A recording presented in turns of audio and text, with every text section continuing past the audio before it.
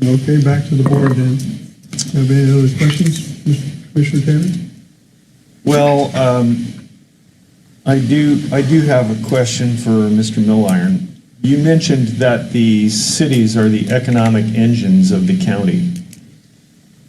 And I guess I'm wondering if that's true, then perhaps we could come to a better understanding of why the largest per capita users of the county jail are not making additional contributions to the operating of that jail, to the point where we now yesterday had to vote to close it down to 49 beds only.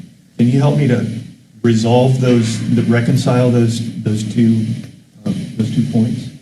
So the answer to that question is those same taxpayers, that 50% of your population of the county are in Coos Bay, North Bend, and they're all 100% county taxpayers.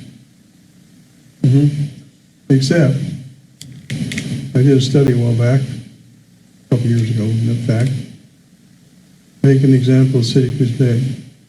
So I took all the property tax paid for all the properties within the city. Okay, then I figured out from the jail stats, from our captain in the jail, how many prisoners come from City of Coos Bay for a yearly period. Then I figured out from the captain how much it was to keep those prisoners per day. Guess what? Coos Bay property taxes weren't even close to supporting the jail. We were about 40% short just in the property tax paid just to go to the county, let alone the jail. They didn't even cover the cost of their prisoners going to the jail. So I was scratching my head going, that's interesting. And then when we've had a law enforcement levy voted down 5 times, you begin to wonder what their real thought pattern is about trying to have law enforcement in the county when they have more prisoners coming, and then they start graping because guess what? There's no place to put the prisoners, and you got to let them out the back door. And then you hear various people from that location complain about the county and their lack of jail space. And they ought to be looking at themselves, in my opinion. It's kind of frustrating. John? I have to agree with almost all that's been said about urban renewals and how it, in a way, circumvents the voters and in a way, denies traditional recipients of revenues that have been voted upon by the people, by the citizens, and diverts them to other projects. My concern is kind of one of equity. Apparently in times past, we've had a habit of approving urban renewal districts.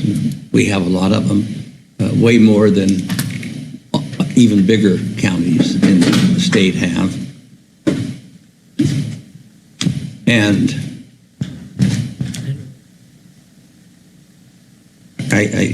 the equity issue I have is that here, after you've spent a good deal of effort and money on this, anticipating that the counties and other taxing districts that have to approve it would automatically approve it as in times past, and all of a sudden it looks like we're about to say no. And to me, it's a bit like changing the rules partway through the game. And that bothers me a little bit. But I absolutely agree with the impact that urban renewal districts have on existing, on other entities like the county. And schools aren't bothered because they have school equalization that don't why they're even included in the, they should be off, they shouldn't be included in the group there. Other than that, I disagree with, I disagree with the concept. I'm having a bit of a dilemma here on what to do. I'd like to be fair.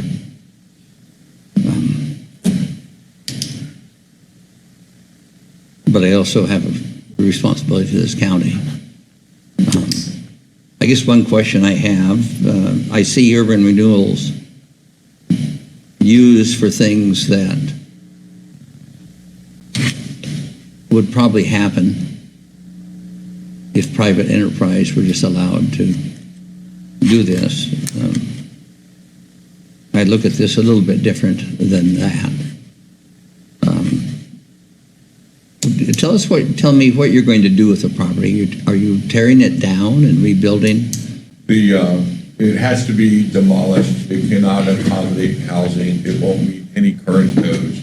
It was built in 3 iterations, and so the facility itself actually has to be demolished because it's below grade at that point. Then it is developed into housing, and so everything from a 1 to 2 to 3 bedroom apartment units will be in that location. What's the estimated cost of doing that, David? The estimated cost Of tearing it down. of the tearing down is roughly about 1.3 million with environmentals included. There's a lot of asbestos in that building, so it has to be a wet demolition. And those numbers are falling roughly in line with the Bangor School demolition as well. That'll occur early next year. Which kind of brings me to another point, is that there are certain things that if just left to private enterprise probably wouldn't happen. I can't imagine someone wanting to build an apartment building, which is kind of where you're headed with this, I guess. Choosing a site like that without some help from somewhere, and then the site just remains to further depreciate and remain an eyesore. Am I wrong in that? As the county is aware, it put this property out on the open market. It fielded for some time potential offers. The slow movement of the city of North Bend could not get to the table early on. So there was quite a long period, several months actually, that went by with no other offers. I'm aware of the other offer, but it was also for nonprofit status, which would have brought $0 back into the coffers. Very much like the Bangor School. The Bangor School was available for sale. The city is in a situation where all that is now bought by the Housing Authority. All of that comes off of the tax rolls. We're about 5 square miles in North Bend, only 2.2 roughly of that is even taxable property because of all of the exempt properties that are in our city. The airport district being the largest. The airport district has an industrial park. That industrial park was supposed to be built out, and they're working on trying to build that out so they can sustain that district. But we all in the county pay into that district as well. But it shows that we have been in the property owning management business, because unless free enterprise can actually make a dime on it, they're not going to invest in it. So the cost of rehabilitating that property and getting it to even usable space requires the investment of the government. Very much like started with one of the first projects in North Bend, which was the North Bend Hotel project. Any other questions? No. Okay. Well, for me, you may or you probably know, there are 7 urban renewals in the county. We have the second most of any county in the state. The other one has 8. like David was talking about, David Jennings over here was talking about, was that we're losing roughly $500,000 this past year for urban renewals.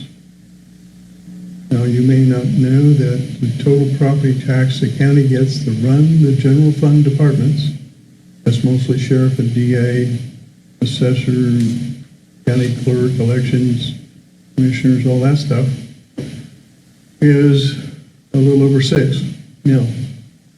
Just to run the jail, 7.8. The property tax doesn't even cover the jail. And then we're losing 500,000 for urban renewal out of that on top of it. And we're bleeding to death here. And it's pretty sad looking for county services coming up. You going to say something? Nope. Okay, so call for vote, or a call for a proposal? Or a motion? I'm rusty, I've been doing this for a while. Yeah, I move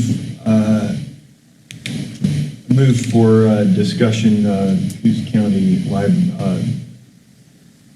that we review approval or signing of the Coos County Library District Service District Board, Resolution 2411-202L. Would you restate that? I didn't Quite get it. quite get it. Well, the action is written oddly, so I'm going to say I move for consideration, review, approval, and signing of Resolution 24-11-202L Okay. for the Coos County Library Service District Board. Moving to approve, okay. Okay, all in favor of approval? All in favor of yes? Nobody's voted? So did we get a second? Oh, I'm sorry. Yes, I'm rusty. Second, please. Yes, I'll second Yeah. that. Okay. Now, in the affirmative?